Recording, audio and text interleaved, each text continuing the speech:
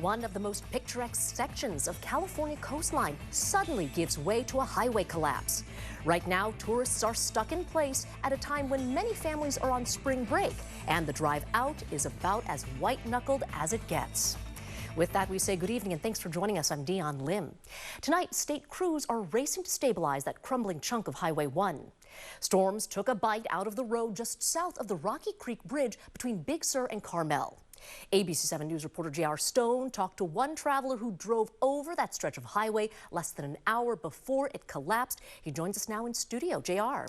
Dion, according to CHP, at one point this weekend, between 1,600 and 2,000 people were stuck in Big Sur after this slide. It happened on a day when I'm told the rain was really coming down. This video comes from Highway 1 near the Rocky Creek Bridge in Monterey County.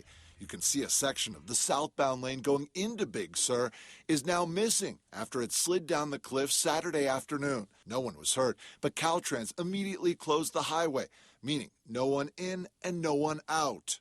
Like, oh my gosh, like, are we going to be stuck here for a week? Like, what is happening? This was not planned. Linda Molinari was with her boyfriend Saturday. They made a last-minute decision to go have lunch in Big Sur and ended up having to stay in their camper Saturday night. They estimate that this slide happened just 30 minutes after they drove along this lane.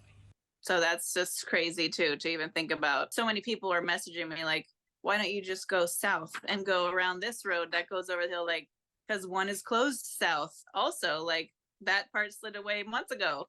So there's literally no road that goes through the mountain to get over to 101 or anything. That's the only way. Caltrans says while they do monitor all of Highway 1, they hadn't been specifically eyeing this area.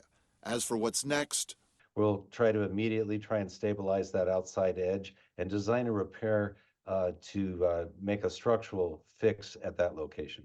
Caltrans will allow organized caravans of essential workers and residents to go through at 8 a.m. and 4 p.m. over the next few days. They're asking tourists to stay home. Big Sur is not the place to go right now. We are also encouraging people to stay away from the area. Linda and her boyfriend were one of nearly 300 vehicles that made it out midday Sunday when the highway reopened from the first Caltrans caravan.